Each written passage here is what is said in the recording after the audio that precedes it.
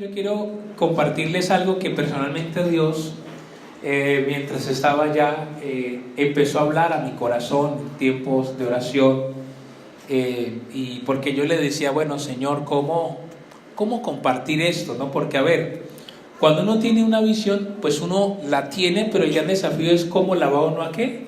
A transmitir. Porque personalmente creo que la clave es en tener la visión, compartirla y que la gente también, ¿qué pasa? La tome como tal. No sé, pero de alguna manera también lo que buscaba con las imágenes es que uno diga, wow, mire todo lo que puede llegar a ¿qué? A suceder. Con una iglesia que empezó con 9 personas, que como toda iglesia ha tenido sus circunstancias difíciles, pero que de alguna manera lo que nos decían es, mire, si es posible, y lo importante es que ustedes no van a cometer los errores que nosotros cometimos, pero si es posible impactar una ciudad. Y entonces, pues yo recuerdo que desde que llegamos a la parte de migración, ¿y ustedes quiénes son, pastores? ¿Y a dónde van? No, vamos a recibir a conocer un entrenamiento de una iglesia. ¿Cómo es? Nosotros la conocemos. O sea, ya con mencionarla fue fácil entrar, por ejemplo. Entonces es tremendo lo que se puede llegar pues a lograr. Yo quiero que vayamos a Génesis capítulo 4, por favor. Génesis capítulo 4, y vamos a hablar del desafío que tenemos, el gran desafío que tenemos. Yo el tema de hoy, el mensaje de hoy le puse se busca, ¿no? Vamos a hablar de por qué hablamos de se busca. Vamos a ubicarnos en Génesis capítulo 4, desde el versículo 17, por favor. Y dice la Biblia: y conoció Caín a su mujer, la cual concibió y dio a luz a Enoc. Y edificó una ciudad y llamó el nombre de la ciudad, ¿cómo la llamó? ¿Como el nombre de quién? Como el nombre de su hijo. Dice que Caín conoció a su esposa, su mujer, tuvo un hijo, y dice la Biblia que ¿quién es el que edifica una ciudad? En este caso, ¿quién la edifica? Caín, muy importante. Caín edifica una ciudad, y entonces al nombre de esa ciudad le pone ¿qué? Enoc. Según la historia, según esto que estamos hablando, el primero que edifica una ciudad es ¿quién? Caín. Vamos a analizar, que eso es bien interesante lo que vamos a empezar a ver. Vamos a caminar en la historia de Caín. Ustedes conocen la historia. Hay 2 hijos, Caín y Abel. Ambos presentan una ofrenda, recuerdan, pero la ofrenda de uno fue agradable, la del otro no fue agradable. Un día hablaremos de eso. Cada uno tenía diferentes características. Abel tenía que ver más con las ovejas, y Caín era más alguien de ¿qué? Del campo, diríamos, pues de la ganadería, o mejor del tema de la tierra, de sembrar y cosechar. Y entonces, cuando pasa el tema de la ofrenda, ustedes saben que la ofrenda de Caín es rechazada, y cuando Dios le pregunta a Caín, porque Caín, fruto de esto, ¿qué hace con su hermano? Lo mata. Y entonces Dios le pregunta a Caín, y Caín, ¿qué le dice? ¿Acaso soy yo guarda de mi hermano? Y le contesta obviamente terrible. Dios le dice: la sangre de tu hermano clama ¿desde dónde? Desde la tierra. Y entonces Dios profiere un castigo ¿sobre quién? Sobre Caín. En Génesis 4, del 11 al 12, está el castigo de Caín dado por Dios a Caín. Dice así en Génesis 4:11: ahora pues, maldito seas tú de la tierra que abrió su boca para recibir de tu mano la sangre de tu hermano. Cuando labres la tierra, no te volverá a dar ¿qué? Fuerza, fruto. Errante y extranjero serás en la tierra. Ese fue el castigo, imagínense. Donde Caín trabajara, ¿qué iba a pasar con esa tierra? No le iba a dar fruto. Y iba a ser que un hombre errante. Eso era terrible. Tan terrible es que cuando uno lee más adelante, Caín dice, grande es este castigo para mí. Es un castigo terrible, dice Caín, porque implicaba que él, de ser sedentario, ahora tenía que ir con una mochilita, digamos. Se vuelve un hombre nómada, y eso era tremendo porque él era alguien que estaba acostumbrado a estar ¿en dónde? En la tierra, en trabajar la tierra, y por eso es que Caín dice que ese castigo pues era muy grande. Cuando uno sigue caminando en la historia de la Biblia, los años pasan, Caín va de sitio en sitio. Yo no me imagino cómo será usted llegar a una ciudad y que usted empieza a trabajar y que ¿qué pasa? Y sin fruto. Entonces usted dice, no, me voy para otra ciudad, y llega a otra ciudad y tampoco ¿qué? Y usted de país, esa era la disciplina para Caín. Y dice la Biblia que pasan los años hasta que Caín llega a un lugar, y en ese lugar, que fue el versículo 17 que leímos, ¿qué hace Caín? ¿Edifica qué? Edifica una casa. La pregunta, ¿era correcto que Caín edificara, una ciudad? No era correcto, porque él había recibido ¿qué? Una disciplina de parte de Dios.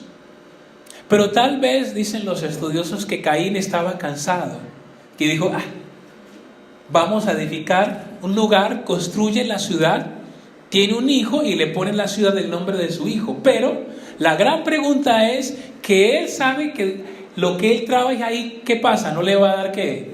Fruto. La pregunta es ¿cómo vivió entonces Caín en ese sitio?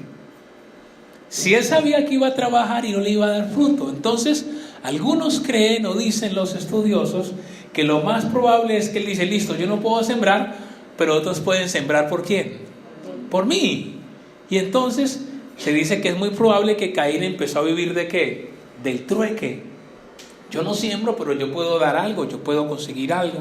Y tal vez se cree que empieza el tema del trueque. Y el caso es que Caín dice, yo ya no voy a caminar más, yo ya no voy a andar más. Y entonces, espiritualmente hablando, es cuando se dice que el origen de la ciudad tiene una semilla, la semilla del pecado, ¿no? Porque entonces una ciudad nace como fruto ¿de qué? De una rebelión, ¿no? Y ahorita vamos a mirar el tema, cómo es que manejamos el tema de la ciudad y hacia dónde va a ir. La Biblia dice entonces que Caín, obviamente la familia de Caín crece ya en un ambiente no del campo, sino que urbano, en la ciudad. Y es interesante, vamos a empezar a darnos cuenta que de los descendientes de Caín hay un hombre llamado Lamec, que es descendencia de Caín, y es el primero que, imagínense, va a tener 2 mujeres.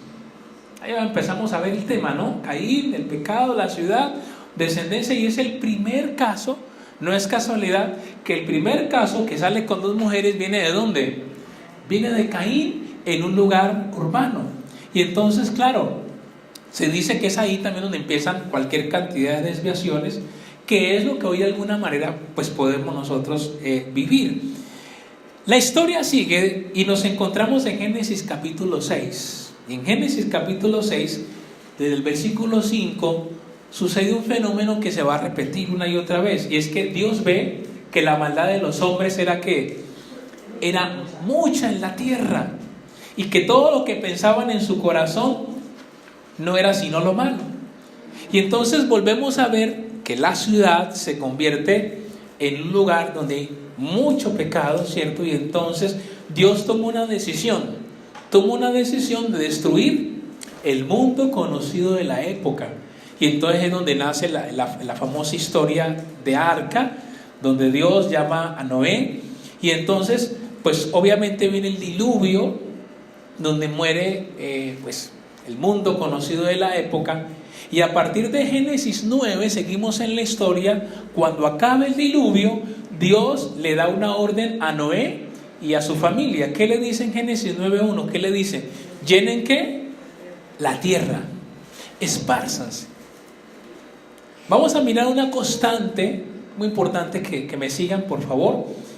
Que lo primero que Dios le dijo a Adán y a Eva fue: multiplíquense, llenen la tierra.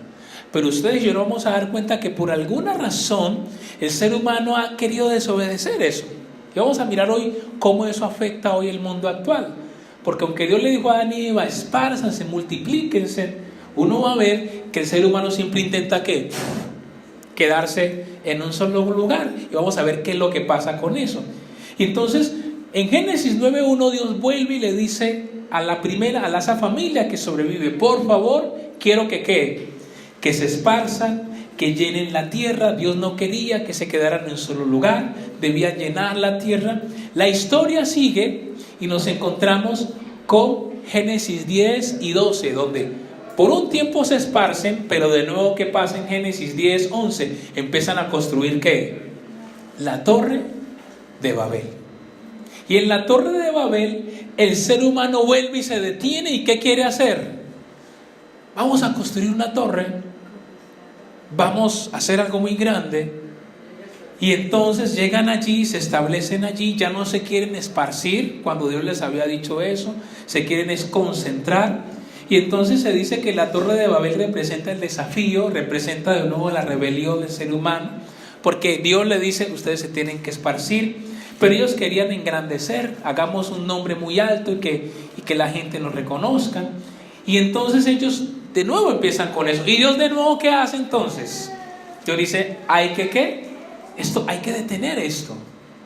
Y aunque no es una destrucción física como tal, sí Dios permite que ¿qué pasa? Que se dice, pues es lo que explica la Biblia, cómo nacen las lenguas. Porque ellos que se entendían, de repente se empiezan a no comprenderse. Babel, que quiere decir confusión, y empiezan ellos aquí a dispersarse. Otra vez Dios tiene que intervenir de nuevo a un pueblo que quiere quedarse en un solo lugar. Porque de nuevo vamos viendo en la Biblia cómo donde hay aglomeración de personas pareciera, según lo que vemos, que empiezan a darse una serie de manifestaciones que tristemente no agradan a Dios. Y por eso es que cuando vamos haciendo un paralelo con lo que hoy nosotros podemos ver, se dice que el desafío del cristianismo, si bien es cierto hay que ir a los lugares más recónditos del planeta, el desafío del cristianismo son las grandes ciudades. Son las grandes ciudades. Ahorita les voy a contar algunas estadísticas tremendas acerca de eso. ¿Por qué? Porque es muy tremendo todo lo que nosotros estamos pues viendo. Seguimos entonces en la historia, seguimos viendo. Cuando seguimos avanzando por allá, vamos a encontrar con otro caso. El caso ya en Génesis 12, cuando aparece un hombre llamado Abraham. Dios lo llama a Abraham, lo saca. ¿De dónde lo saca? De un lugar llamado Ur de los Caldeos, diríamos la ciudad de la época. Dios lo saca a Abraham, su contexto, y lo lleva a la famosa tierra prometida. Y entonces Abraham se va, pero recordemos que ¿con quién se va? Se va con Lot, su sobrino, se lo lleva.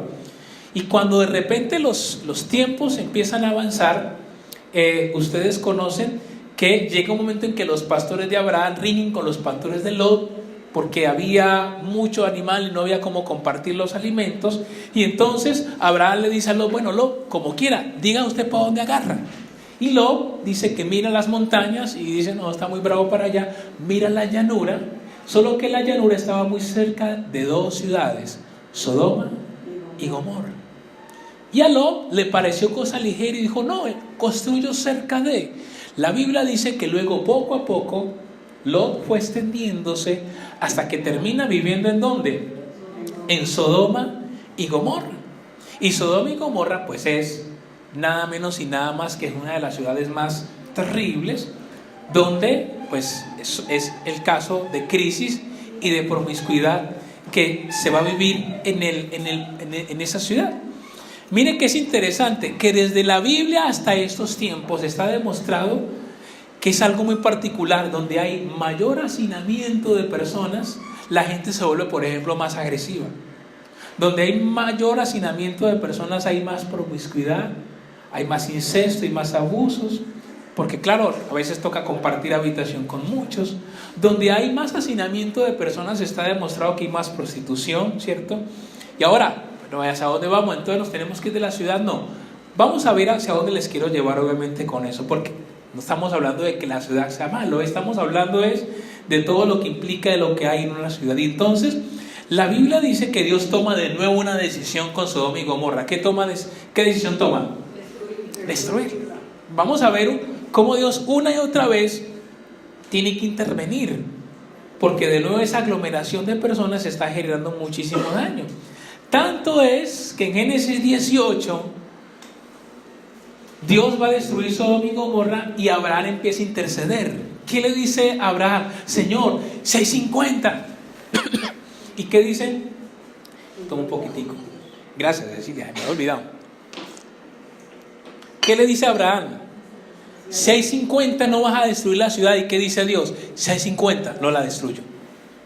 Luego dice Abraham, 645 no la destruyo.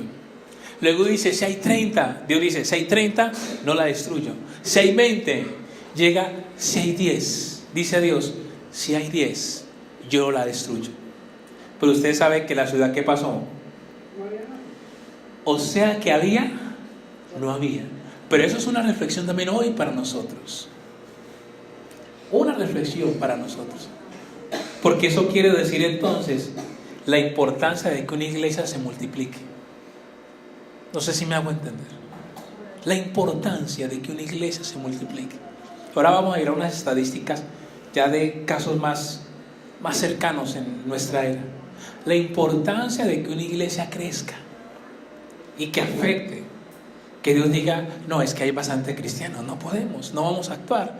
Pero dime, no había nadie en Sodoma y Gomorra, porque Lot fue salvado por la misericordia de Dios y la intercesión de Abraham. Dijo Dios, si hay 10, yo la destruyo. Y qué tremendo eso. Y aquí es donde nosotros tenemos el gran llamado en ese aspecto. Claro, de alguna manera podríamos decir que una ciudad es destruida por causa también de ¿quién? De la iglesia. Qué tremendo eso. Y aquí yo quiero mencionar algunos casos tremendos que yo no sabía. Mira, a veces nosotros nos sorprendemos de las catástrofes, pero muchas de ellas, no todas, tienen un componente espiritual. Por ejemplo, ustedes saben que hace algunos años, no recuerdo la fecha, en Haití se dio un terremoto terrible. Terrible. Pero resulta que Haití es el único país del mundo consagrado al demonio, calculen. En 1791 Haití se consagró al demonio por 200 años. Se consagró para ser independiente, que los liberales se consagraron. Y en el 2005 fue reconsagrado de nuevo por 200 años más. Haití es el sitio del vudú más fuerte. Aquí encontré, yo lo había anotado, el 12 de enero de 2010, cerca de las 5, Haití sufrió un terremoto devastador de 7 grados. Tremendo eso. El componente en Haití es tremendo. ¿Ustedes se acuerdan del huracán Katrina? La ciudad, uno de los lugares que más afectó fue Nueva Orleans. Y Nueva Orleans, ¿cierto? Se dice que en Estados Unidos es la capital del vudú. Se dice que Nueva Orleans es llamada Sin City, ¿no? La ciudad del pecado, calcule. La capital sí de la música, de la alegría, pero también del pecado. Numerosos casinos, 5 clínicas abortistas hay allá. Justo antes del huracán se estaba preparando el carnaval del orgullo gay. ¿Cierto? Algo tiene que ver. Sigamos en la historia. Armero. La historia dice que una de las cosas que pasó en Armero fue que a un sacerdote, con el tema de mucha violencia que se estaba viviendo, lo asesinaron a machetazos, los agredieron, porque esta persona fue una de los que se había levantado contra esta ciudad porque había muchos prostíbulos en Armero. Y él exhortaba al pueblo a la conversión. Lo mataron, dice que lo arrastraron con un caballo. Eso fue una cosa tremenda. Y entonces muchos de ellos dicen, la gente dice que en parte fue castigo. Dice que las prostitutas bailaron alrededor del cadáver y una multitud iba a asesinar a 6 monjas que quieren impedir la danza macabra. Qué tremendo eso. O sea, si hay de alguna manera una conexión.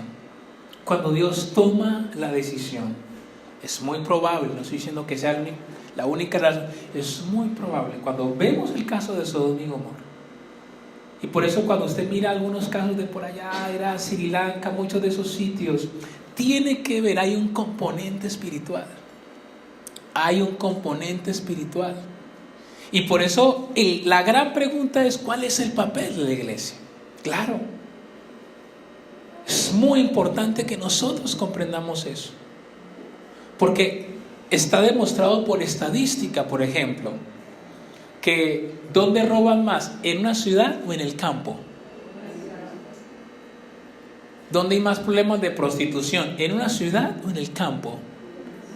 No que no haya en los campos. Y no estamos diciendo entonces que vamos al campo, no. Lo que estamos hablando es que el reto de la iglesia, ¿sabe dónde está? Está en la ciudad.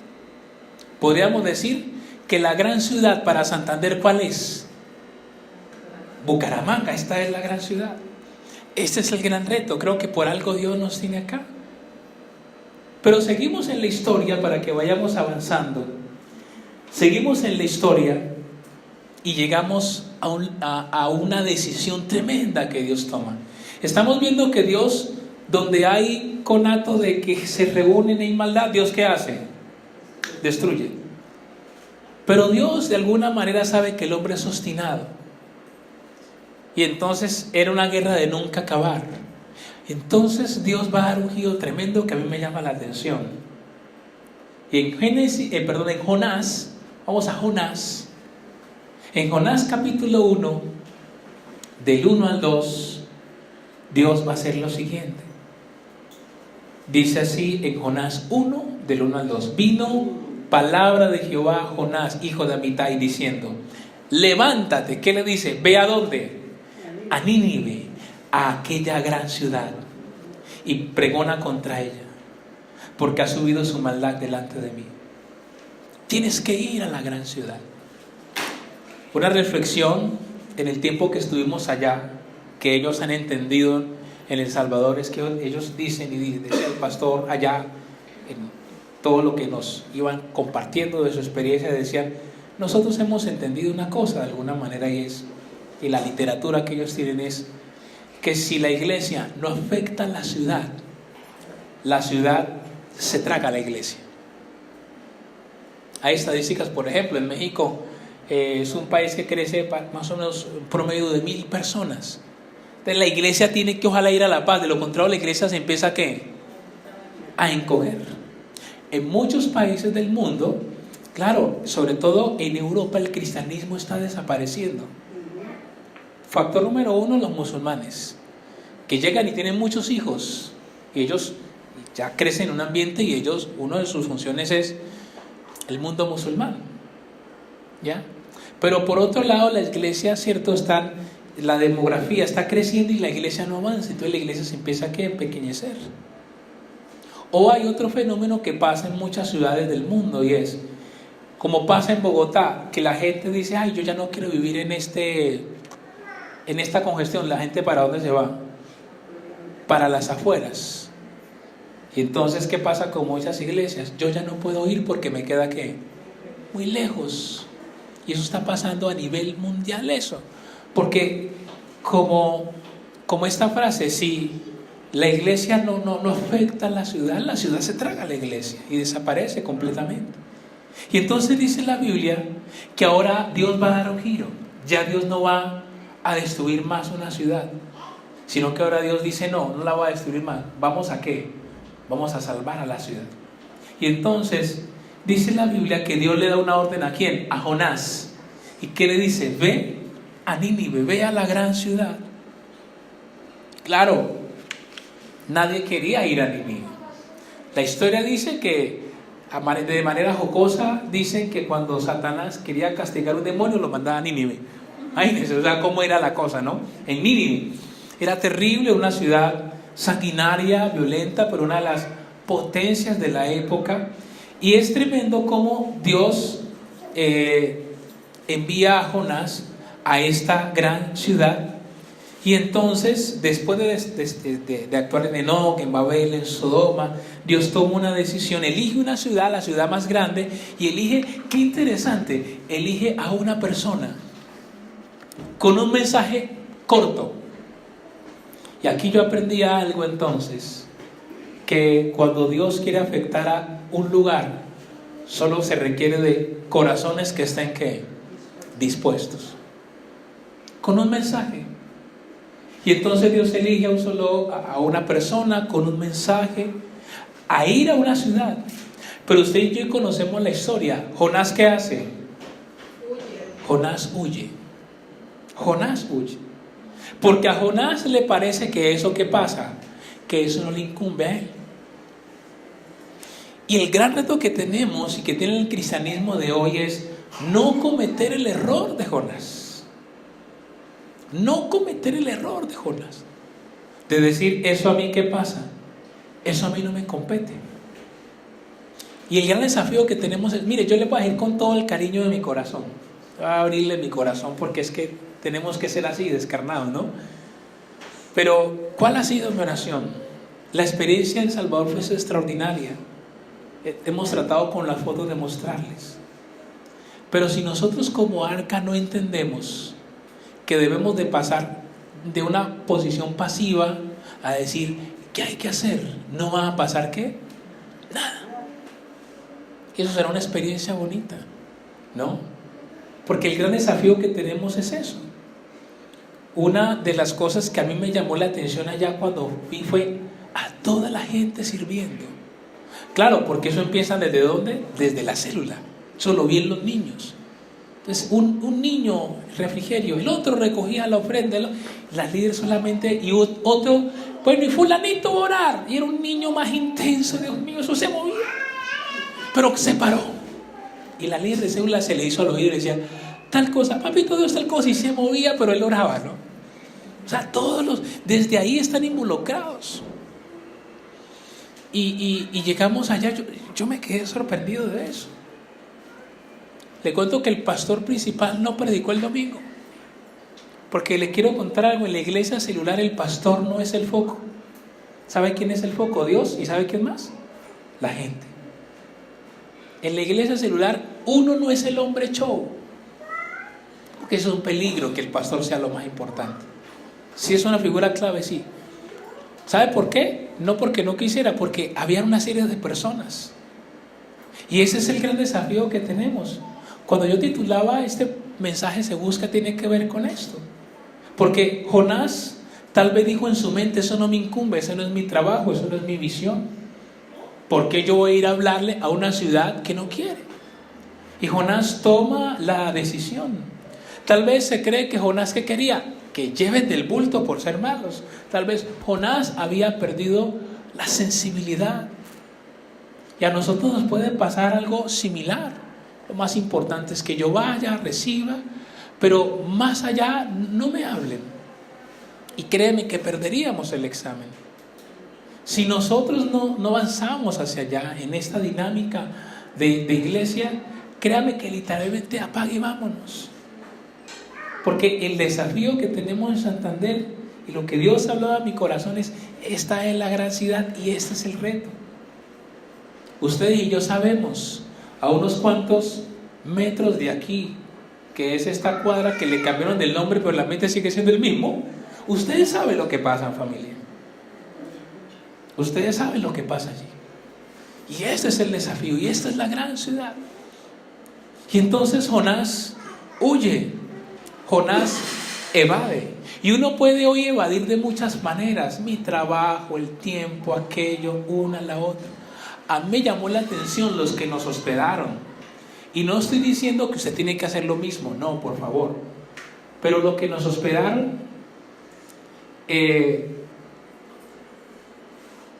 la casa de ellos se hizo funciona la célula de niños a las 4 y a las 7 funciona la célula de mujeres. Ella, como anfitriona, invitó a los niños, pero llegó una líder y le dio el tema, y en la noche ella fue la que dio el mensaje. El esposo, mientras tanto, le dijo, ¿usted qué vas? No, yo soy supervisor de células. Yo tengo que ir a mirar que se hagan las células. No sabía. Entonces él se fue y es supervisor de células. En la noche, como supervisan células, los directores de las diferentes células, yo empecé a escuchar que timbraba, Entonces yo sí preguntaba de todo, ¿no? Yo le dije, porque le dije, yo no, ¿cuándo vuelvo por acá? Perdónenme, pues yo les pregunto, ¿por qué? ¿Quién están llegando? Ah, no, mire, ellos le dicen, no, hermano, es que a esta hora los diferentes directores de células nos traen el control de quiénes les fueron, cuántos les fueron, y si hay ofrendas, traen ofrendas. Ah, ¿cómo así? Sí, entonces tú timbraban y les dejaban. Y bueno, y nosotros empezamos a organizar, porque la gente, hermano, hay que llevarla para que la gente, algunos tienen carro, nosotros no, miramos a ver cómo contratamos un bus de ofrendas de los mismos que dan, no es que le toque a ellos, y entonces coordinamos el transporte. Ah, bueno, y listo. En esa casa había 3 carros, que yo le decía, bueno, le decíamos con Marta, haciendo la clase, porque es uno ve como clase media baja, no sé si es que es fácil adquirir carros, ¿no? Hay unos carrazos tremendos. Pero mañana no vamos a ir el carro porque vamos a acompañar a los de la célula en el bus. Ah, bueno, pero usted se va con él y toda la... Ah, bueno. Yo le decía a Marta, tremendo esto, ¿no? ¿Cómo hay, claro, dentro del tiempo seguro que lo pueden hacer? Pero lo que yo vi desde los niños hasta los más altos es, imagínense que hay niños como la edad de Juan David, un poquitico más de Hanna, que se están preparando porque quieren ayudar a ser líderes. Entonces fui miren, esta es la escuela y ellos vienen, sí, ellos vienen porque ellos quieren ayudar. Ah, bueno, hay una cultura, claro, lleva muchos años, hay una cultura ¿de qué? Del servicio. Yo les decía, en Colombia tenemos que trabajar en esto, porque tal vez hemos cometido el error nosotros los pastores, decíamos, de hacerlo todo y entonces la gente es más pasiva, ¿no? Como que bueno, usted allá es el que hace, usted es el líder, el pastor, yo me quedo acá. Y orábamos, decíamos, Señor, tenemos que pedirle mucho a Dios por eso. Porque familia, nos puede pasar como Jonás. Jonás toma la decisión y dice, eso a mí no me incumbe. Y Jonás huye, y huyendo, ¿qué le pasa a Jonás? Ustedes conocen la historia. Mire, este no es un mensaje de miedo, ¿no? Créame que no lo es, pero yo reflexionaba, ¿cuántas tormentas no se levantan en nuestra vida? Porque por sencillamente yo no estar haciendo ¿qué? La voluntad de Dios. Y de pronto estoy viviendo tormentas por mi necedad. ¿Ya y por qué? Y yo dice, usted es necio. Dios levanta tormentas. Levanta tormentas por mi necedad, por no hacer caso. Claro, y obviamente no es fácil. Y entonces para ir cerrando, bueno, conocemos la historia, Jonás al fin hace caso, llega y el mensaje se dice que es la predicación más corta, es la de Jonás. ¿Sabe cuál es la predicación más corta? Es, de aquí a 3 días, ¿cómo? De aquí a 30 días, Nínive será destruida. O sea, no era introducción, o de aquí a... Y yo aprendía algo con eso. Y es que cuando el mensaje viene de Dios, así sea lo que sea, corto, la gente escucha y es impactada. Cuando el mensaje viene de Dios. Cuando el mensaje viene de Dios y usted obedece, así que no entiendo, pues usted obedece, el Señor hace la obra. Y entonces, pues hay esa conversión y Nínive es salvada. La gran ciudad es salvada. Años después, tristemente, Nínive vuelve y se decide destruir. ¿Qué podemos entonces concluir para que oremos? Mire familia, el reto de la iglesia es la ciudad. El reto para nosotros es la ciudad. El reto para Arca es la ciudad. La ciudad debe ser ganada, ¿cierto? En este caso Santander, Bucaramanga. Porque sencillo, apliquémoslo hoy. Si Arca no afecta a Bucaramanga, ¿Bucaramanga qué hará? Se tragará Arca. Así de sencillo. Qué tremendo eso. Y yo por eso titulé este mensaje de hoy, Se Busca. Porque yo creo que Dios está buscando una persona o una iglesia que lleve el mensaje a esta ciudad. ¿Qué haremos entonces? ¿Actuaremos como Jonás? Y diremos, oye, qué bonito el mensaje del líder, las fotos, pero... ¿O qué hay que hacer, cierto? Llevaremos su mensaje.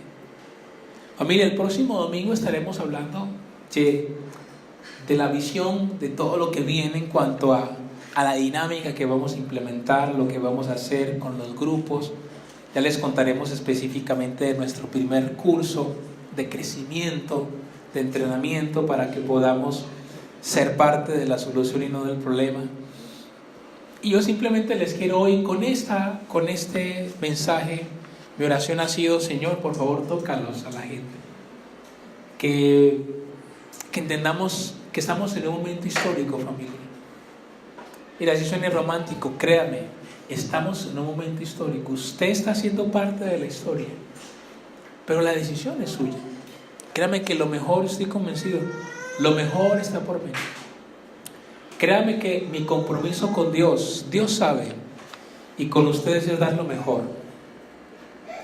Lo digo con mucha humildad, Dios sabe. Cuando yo me meto a algo, difícilmente echo para atrás. Yo no tengo muchas habilidades de muchas cosas, pero si algo tengo yo es que difícilmente echo para atrás. Y esto yo siento que viene de Dios. Esa puerta que se abrió de ir. Marta no tenía pasaporte y se demoraba como entre una semana a 15 días, se lo dieron en 3 días. Dios metió su mano de una manera muy especial. Algunas personas nos ayudaron para ir, otras pues nosotros tomamos de vuestro bolsillo. Y créame que hay deuda, sí, y se lo digo no para que usted hay que pesarle, no, yo sé que Dios proveerá. Y simplemente les estoy diciendo: súbase al barco ahora en esta etapa, porque Dios va a hacer cosas muy especiales, créanme que sí. Y Dios nos está llamando en este momento a la gran ciudad, en este caso, ¿cuál es? Esta ciudad. Porque qué tremendo que Dios tuvo que destruir una ciudad, porque la iglesia, diríamos entre comillas, en esa ciudad no se había multiplicado. No se había multiplicado. Y ya hemos conocido la historia. Familia, vamos a orar entonces.